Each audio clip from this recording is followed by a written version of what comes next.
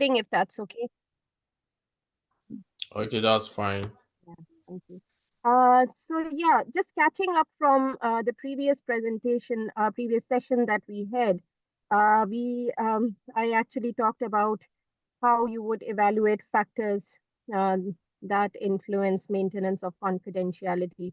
So we are doing at the moment, um, the session was a bit long, so I had to break it down into two parts. So the second learning objective, it's this which we are going to focus on today, the remaining part of the session.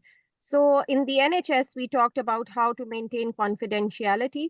So we talked about how confidential information has to be kept confidential at all times. And if you have to breach confidentiality, we had talked about we had discussed a scenario where there was an example of breaching confidentiality, and the reason was given there. So if you're protecting confidential information, it is very important that you take certain steps to ensure that you protect it adequately. Because if you're dealing with confidential information on a regular basis, it is sometimes hard to keep that confidential information safe. So this has to be ensured, and a policy has to be there. So some examples of procedures could be like ensuring that your whatever confidential there is, it's always locked away at night or whenever you're leaving the office. And if it's under your custody, it should not be left unattended during the other half of the time when you're not there. There should be password protecting sensitive computer files so that no one else can access that confidential information. Marking confidential information clearly so that they're shredded. So the paper copies are shredded for them disposing them off. If they're not shredded and they're just disposed of, they're still there. They're still existing there. And then ensuring that you only disclose confidential information to only those who need to know about it, not anyone else. So obviously you'll have to look into who requires this confidential information.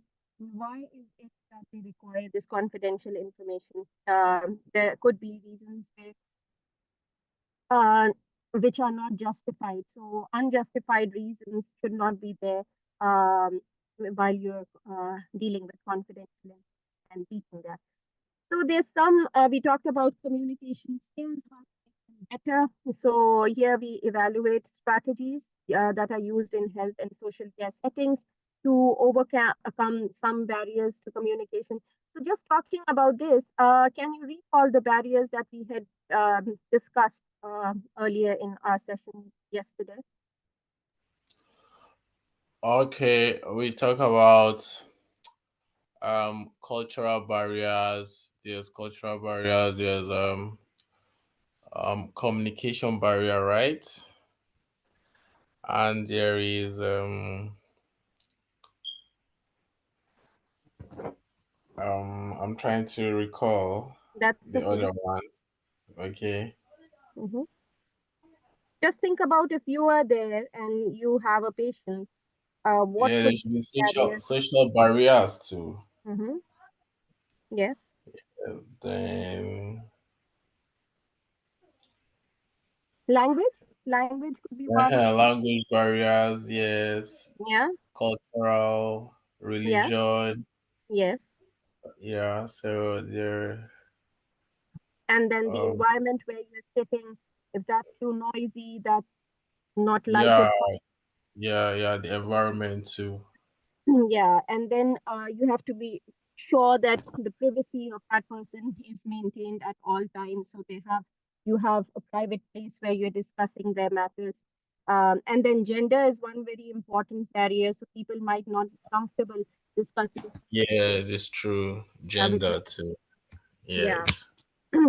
So, a bit about how these barriers can be overcome. So, whilst you have these barriers in hand, these barriers can obviously, they're there and they're there to exist. But then you have to have ways how to um, minimize those barriers and how to overcome those barriers. So check whether it is a good time and place to communicate with the person. If not, you can ask them to communicate with you at some other time. And this is not only for the service users, this is for anyone also.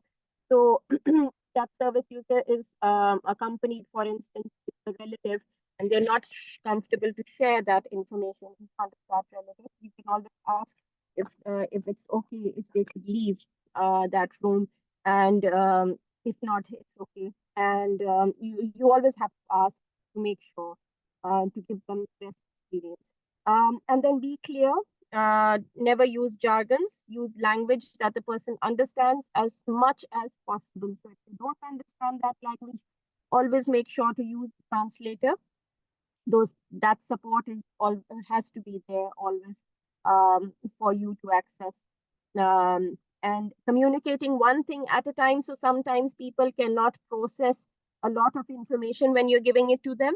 So always make sure that you give them plans and you make them aware of what plans you're making and anything that they want to include in their plans or change the plans in any way, whichever is for in the best interest of the patient, obviously.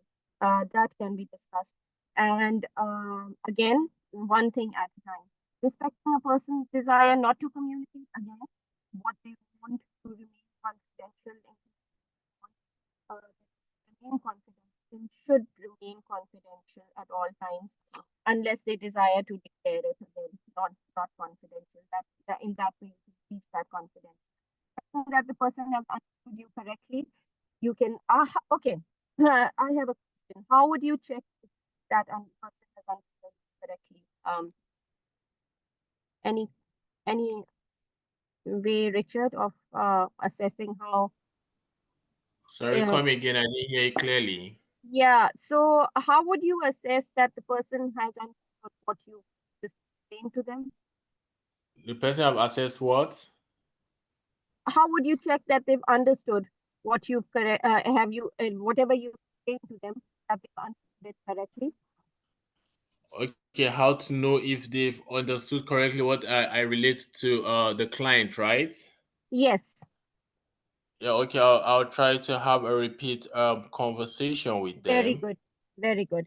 You would ask Yeah. them, this is what I wanted to know. You would ask them to repeat what you said so far, just to assess if they've got everything correct. Okay.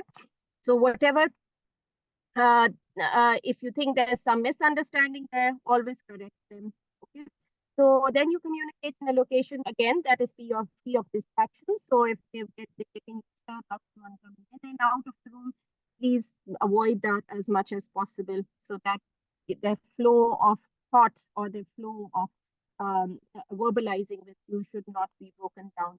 And acknowledge any emotional responses so that if the person has any emotional response, um, if you've said something, if you've declared something that would have a definite emotional response, always be sure to tackle that situation. So you might have um, um, some water around, some tissues around, just so that you're not running around checking for stuff. So whenever you have this such a situation, always make sure that you're properly geared. So then there's some factors that affect communication. We've talked a bit about them. Some more factors that we look into. So them various factors. They're known as barriers to communication. Prevent or interfere with the person's ability to send or receive or understand a message. So that you probably you're sending a message and you have a barrier in sending that message. The person who's getting that message could have a barrier in between, or that an understanding could not be there because of several reasons. So there may be jargons that you're using, there may be acronyms that you're using, slang that you're using, you're like COPD. The patient doesn't know. He might consider it as a cancer. That's even worse. Sensory deprivation, we'll talk more in detail about it. Anyone who has a disability, a sensory disability, that person cannot receive your information, or has received cannot understand or decode your message or your whatever what you've talked about. They have a disability. Hearing is in having a conversation followed by blindness. So these disabilities have to be dealt with differently. Cultural differences, we've talked about this earlier. People are not comfortable, certain culture might not be comfortable in being called certain names. They might not be assessed in a certain way. So you have to make sure that you're doing it in a very dignified way. And if at any point, keep asking them at any point in time if they're having a conversation with you and they want to stop any conversation or they want to stop any procedure, they have to make you aware of that. Environmental problems again. How's the surrounding? Is it too hot for them to sit in that room? Is it too cold? Is it too noisy? Is it too dark? It has to be comfortable. Language differences, this is very evident. Health problems, are they so unhealthy that they cannot even have a conversation with you? And again, dialect, very important.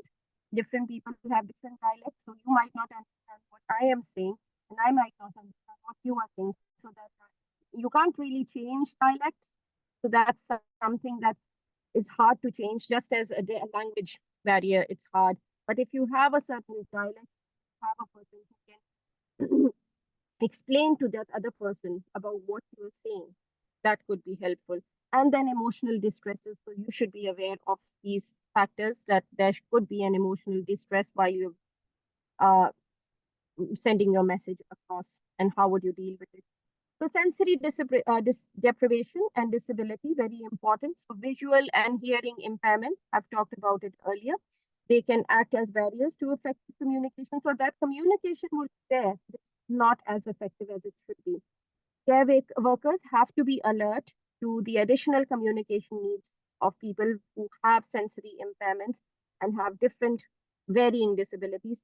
So what other disabilities could you have, if I could ask you, apart from reading and hearing?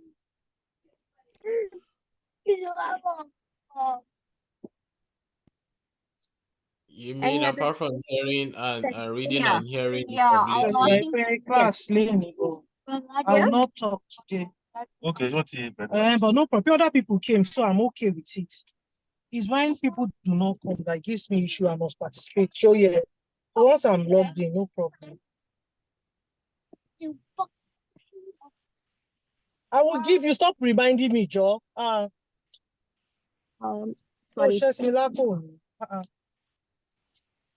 Don't Please, remind me. your conversation is interrupting our Yeah. lectures. And you're gonna say some people are just coming. Don't remind me. Can we mute ourselves, please? If that's okay. Thank you. So yeah, Richard, if you could just say in a few words, what other barriers could there be? Okay, you say beside sensory and the other one, what did you mention? People are just coming, some people are just going. So, sweetheart, thank you. Everybody follow this side. Sorry, can everyone mute themselves? Please, can you talk to this lady? Or maybe chat her up privately so she can mute herself. Yeah. Put on your jacket. It's okay, Richard. Can you carry on? Yeah, if you don't put on, not give you guys should come. Okay, maybe okay, okay, should be allowed. Maybe when the person is incapable of doing things for themselves, that is immobile, Mm-hmm. I think it could affect that too. Mm-hmm. Communication barriers, or when the person is mentally Yeah. challenging, Mm-hmm. Very good. That's what. actually yes affect Mm-hmm. effective communication. So Mm-hmm. and emotional distress, Yes. yes, emotional distress, and um um language health, a certain kind of health challenge the person is having, and emotional challenge like that could really affect the person, the client, in communicating effectively. Yes. Yes. So yeah, that's pretty much it. So there's some other conditions also. So visual impairment, hearing impairment, we talked about. Considering some disabilities that are so severe. Thank you, Richard. For that input. So those disabilities have to be there, kept in mind. Please, can you mute yourself, everyone, whoever is joined? Yeah, thank you. So yeah, so problems of hearing and sight, they're there. You should be aware of them.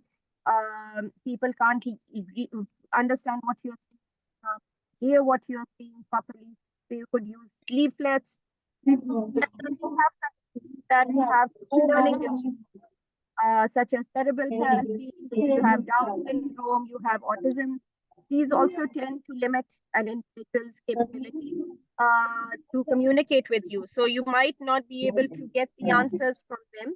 And then those people might not be able to understand what you're saying also.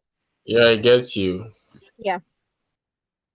So, and then again, foreign language, the cultural differences. You see we have English as a foreign language, but then it is known to most of us. And if it is, I will actually request everyone to please mute yourselves. I'm waiting Please, for. tutor, can you maybe message this Esther? I think Yeah, she's the one. And her privately, it's like she yeah, just came online and started talking with her family people. If you can yeah. talk I'll to just let her, her know. she's not on this lecture. Yeah, So please can message her privately, and it will be a long way. yeah, She's interrupting us here. yeah, yeah. I've done that. Thank you. Uh, yeah. I hope she reads it. Anyways, so it's a multicultural country. So there's a mix of, there's a range of different languages that we have, and English might not be our first language, might be our second or our third language, or we might not know it at all. There are instances when people don't speak or understand the language, and then what do you do in those cases? So if there's a health and social care organization that produces, um, so in that instance, what do you do, Richard?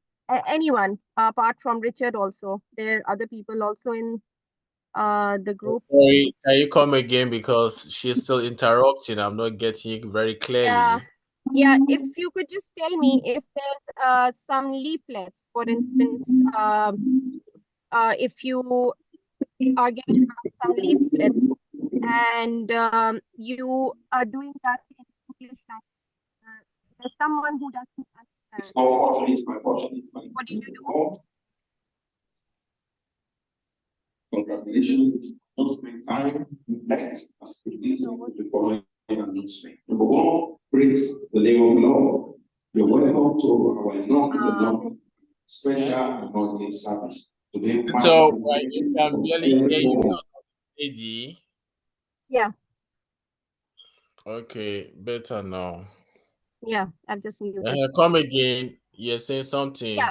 Can you? So if so if you've given a leaflet, let's say you're giving someone a leaflet and you want some information to be disseminated amongst people, and those people don't understand that language, they don't understand English, what are you going to do? What could your options be? I'm asking everyone across. It's not only Richard. Okay.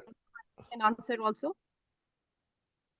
My option firstly is to look for an interpreter Mm-hmm. that will interpret to that Mm-hmm. person, Mm-hmm. or I could use a software since the world has technology now. Mm-hmm. Then we could relate, or when I type in English, the technology could translate to whatever language I wanted to translate to. So I think those two options should come first. Okay, Yeah. that's a good option. Anyone else? Thank you, Richard. Anyone else?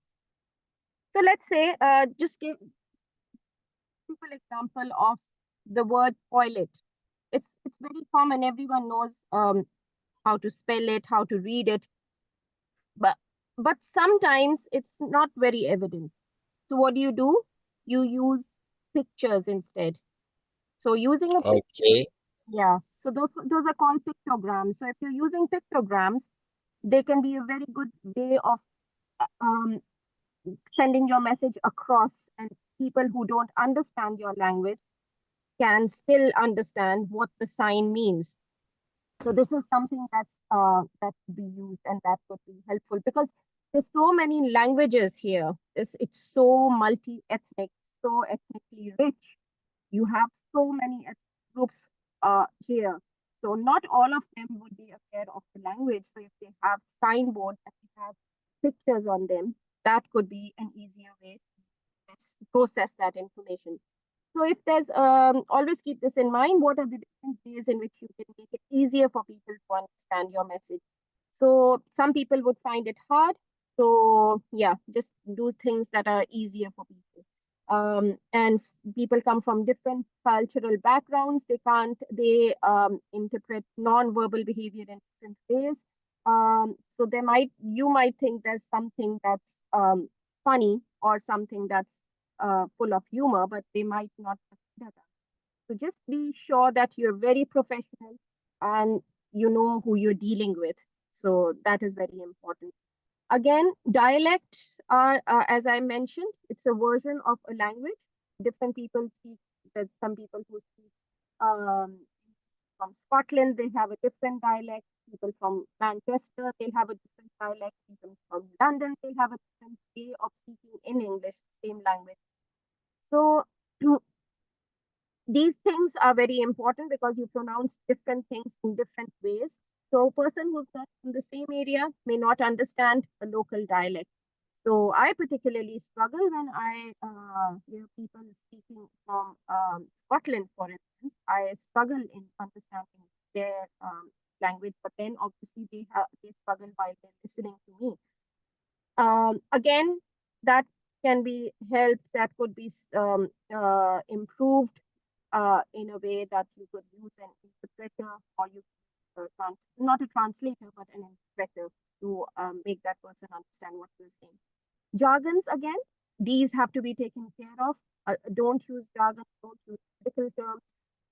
Just considering that the other person who's listening to you understands it, you not understand you. Always put yourself in their shoes and try and appreciate this thing that not everyone has the same background as you have.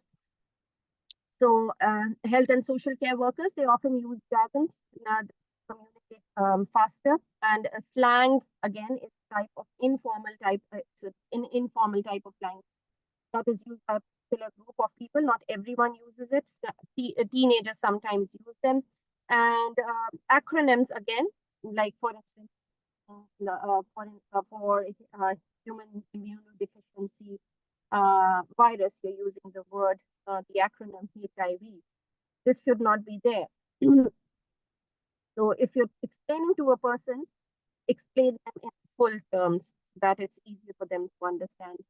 Jargon, slangs, and acronyms have all one thing in common. They're forms of language. Makes sense to some people who have the knowledge, not to everyone. The people who do not have this specialist language or knowledge would not understand this message. Again, coming towards distresses and emotional difficulties, people who have been through a stroke, being depressed, having other anxiety issues, through post-traumatic stress disorder, PTSD. Again, I'm using an abbreviation, but I've first used the full term. They may be impacted heavily, and then when you're communicating with them, you're trying to communicate with them, it's hard for them to receive or decode that message effectively. So that you've sent the message across, but they have inability to break that message down and understand that message effectively.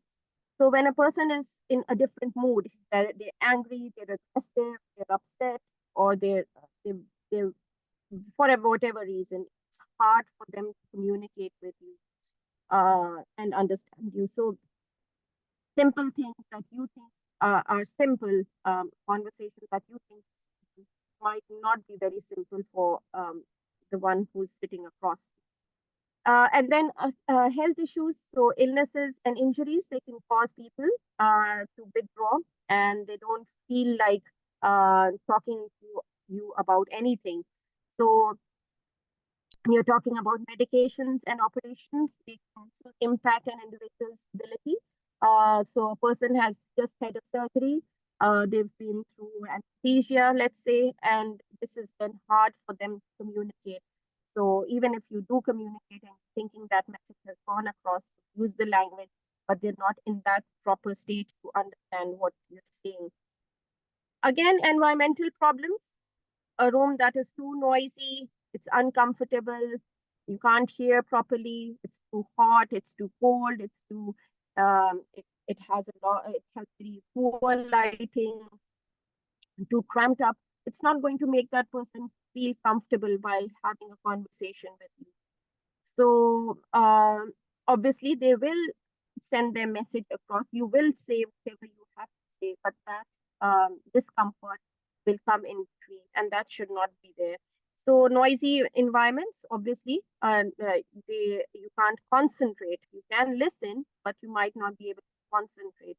Poor lighting, your ability to notice non-verbal communication would be there. And again, you can't read a person's lips if you're or the person who's trying to read your lips and trying to understand what you are saying, that could also be hindered because of dim lighting. So again, environment, we've talked about this, lack of privacy, too much, very rushy environment, people coming in and out, not proper privacy. This can then be hard for people, and they can't express their feelings to you. Their problems cannot be addressed. Then how do you overcome these barriers? Talked a bit about them. Obviously, the solution is what the problem is. So you're going to reduce these barriers as much as possible. If you can't end them, if you can't finish them, if you can't do drastic changes, you should be able to reduce them as much as possible. So how you're approaching the person, you could use different aids, you could use technology, use different technologies for communication, use research different technologies to overcome these barriers. So this is a complete, it's complete science in its own, where you talk about environment and how it impacts and how these things can be improved. So the environmental changes, they could include in your setting, could be placing poor lighting with brighter lighting, that's it. Soundproofing rooms could be used so that there's no noise, there's privacy there. Reducing background noise, creating quiet areas away from noisy activity. So there's signs there indicate that there should be no noise here, and patients are being these options. But putting putting up multilingual posters, different languages, posters with different languages, displaying signs clearly. So even if you have a sign saying it's, for instance, toilet, it might be so small that it's not easily read by or seen by a person who has visual difficulties. So that thing has to be very clear. Picking up electronic devices like an induction loop system to help those who have hearing difficulty. So those could be kept there in order to send your message across clearly. You as care workers can make the best of the care environment possible. So you make sure that whatever signs there are, or whatever information there is out there, it's been clearly seen by the person who you're communicating with. So if you have both light, if you're facing light difficulties, or the person has a disability at the same time, make sure that them when you're speaking to someone, their mouth is visible when they're speaking, so you understand what they're saying. Minimize background noise by whichever way is possible. Use eyes, facial expressions, gestures. Those can be communicated, understood by the person, whoever you're speaking to. Okay, understanding language needs is very important. So when you're going to have a conversation with someone, do not assume that you understand your language, or would not need a different language, or would not have a different preference. Always ask. Always asking never fails you. And then there's a special interest groups who work on behalf of people who have sensory impairments, or people who have disabilities, which could cause communication to not be very effective. And these groups, they provide information and services, and they are designed in order to raise awareness and support these people who suffer from any sensory deprivation, and in order to overcome the barriers to communication that they face. Because if they can't send their message across, then that service is of no use actually. So care workers, they should understand the language needs and communication preferences of people who have sensory impairments and disabilities, and making and acknowledging that this have an impact on communication. So the best way to respond to these situations is like use person's preferred language, either through interpreter or through a person who's using sign language. We talked about the sign language earlier. Adapt their communication strategies, the language needs and preferences of the person. So whatever communication strategies you can use, you can change them according to what they require. And you could use a word in person's language, and that could have a very positive relationship, and people can open up to you. It becomes easier for them to open, and speak to you about what in a better way, because they have something in common. They feel that even if it's not very common, you know, you can't learn the whole language, but then it does give them a sense of personal touch. Again, the pace that you use is very important. Do not rush through things, assuming that the person will understand whatever you are saying. Have a pace that is normal for most people. So you're speaking clearly and you're speaking slowly, repeating and rephrasing. So this is important, because again, do not assume that any patient coming there does not have. So you've seen a perfectly fine gentleman coming to your clinic, and according to you, that way he appears, he doesn't have any learning, nothing documented in his files, and still he cannot understand your language. He's speaking the same language, he cannot understand your message.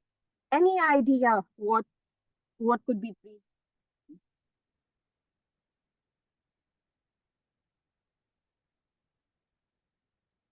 Anyone?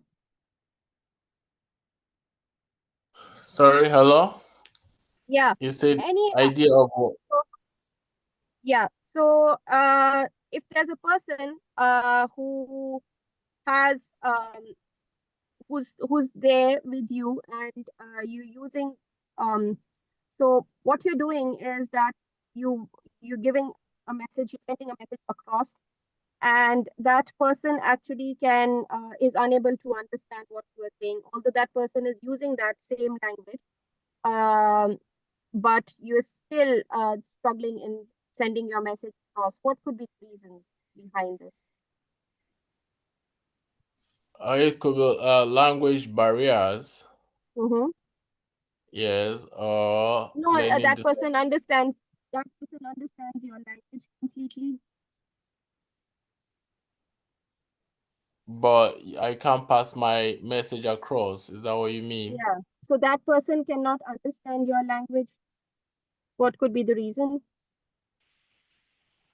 Or maybe that person is having sensory Yes. challenge. Mm-hmm. Yes, maybe sensory challenge. The person is incapable of hearing or having emotional distress at the moment. Mm-hmm. Mm-hmm.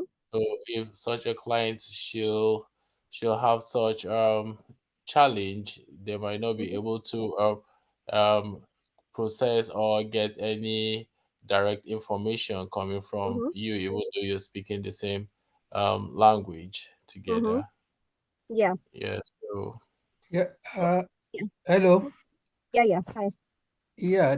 What I think is that if the person don't have, if the person doesn't have the capacity, Mm-hmm. Okay. The yeah, if the capacity. person doesn't have the capacity, it Mm-hmm. will find it difficult to understand Mm-hmm. or to communicate with you. Yes. So it might be in any form. We Mm-hmm. have some autism patients. We Mm-hmm. have some dementia patients. We have Mm-hmm. some mental patients Mm-hmm. who can hardly find it difficult to understand you. If it Mm-hmm. is only the hearing problem, Mm-hmm. you can still write it down. Yeah. You can still write it down.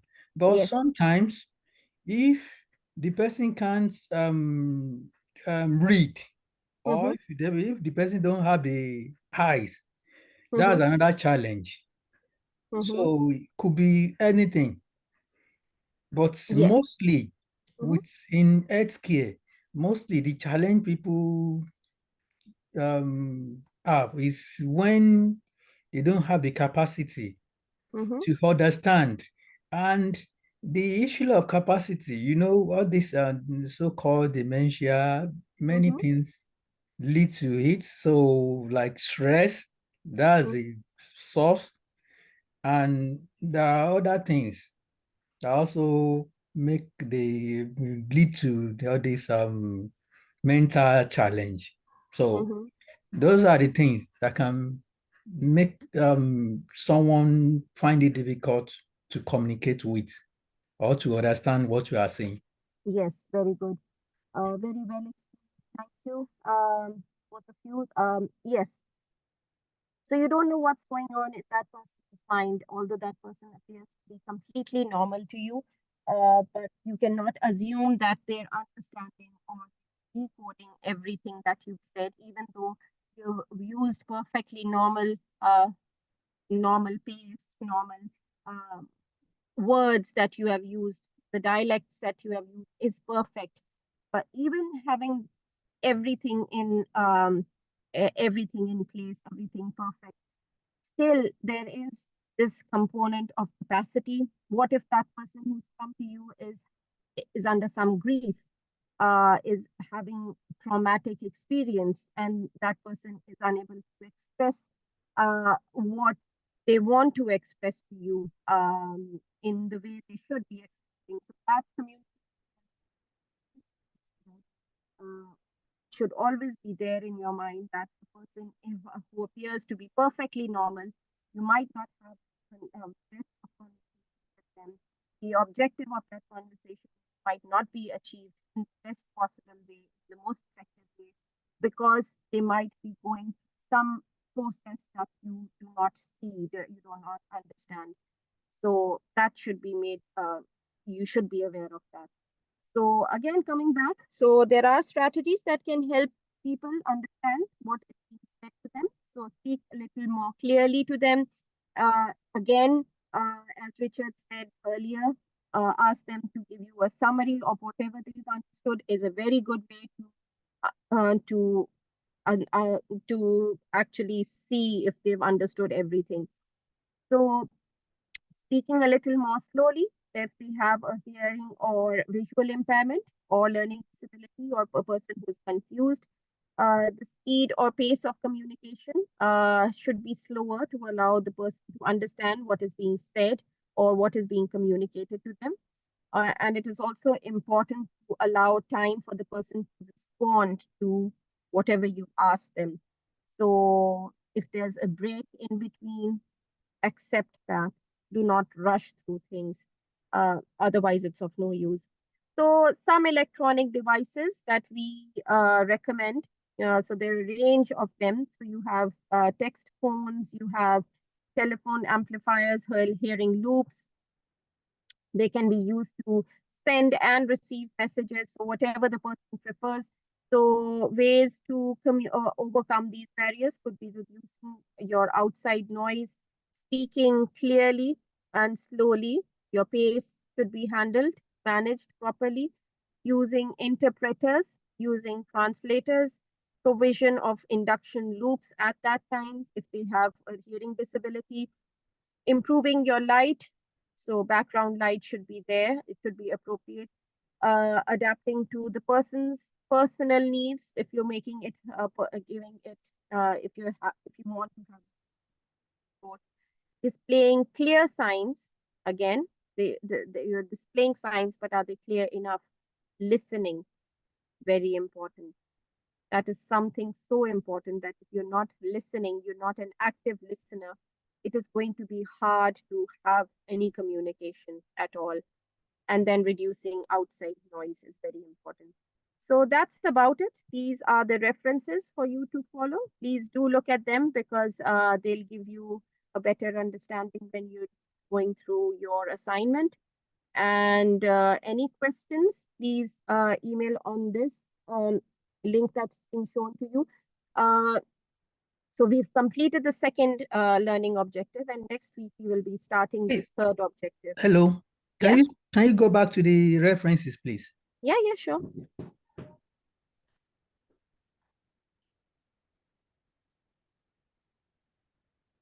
Thank you. You're welcome. Yeah. So any questions? Okay, I want to ask, are we going to get this recording? Yes, definitely. I'll ask them. Okay, please. Okay. It's very important. Yeah. Thank you. And yeah, thank you for making this such an interactive session. This is why we ask you to join the session. So we have a good discussion. And these things you remember forever. You might forget what I am saying by just seeing a video or just hearing me. But what you've said and what discussion we have, this rich conversation, this is what helps you forever. No. Yeah. Yeah. Thank you so much. The question I want to ask, do we still have another lecture next weekend? Yes, we do. Okay. Yeah. So because not everything is on Moodle. So I don't know whether we can access everything on Moodle.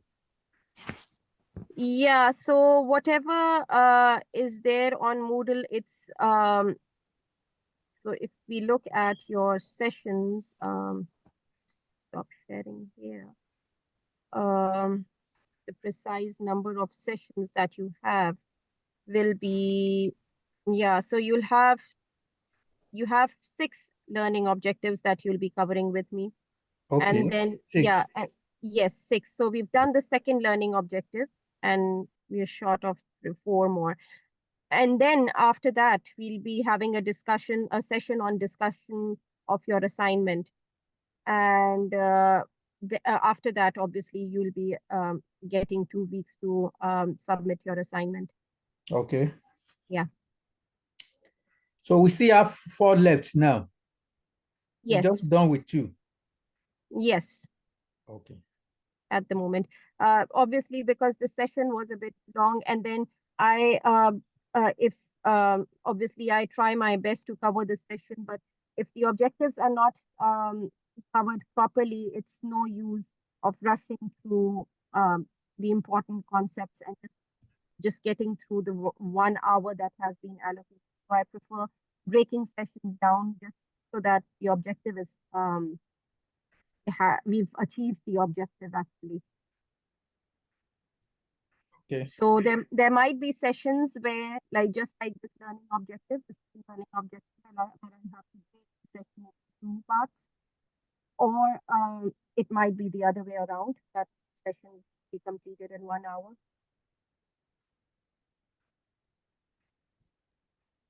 Oh, what to do? Yeah, is that okay? Yes. So if that's fine, then I'll end the session and have a nice week. I'll see you Saturday then. Yeah. Okay, Yeah. thank you. Thank you. Thank you so much. Bye. Thank you. Thank you. Bye. Take care. Bye. Bye.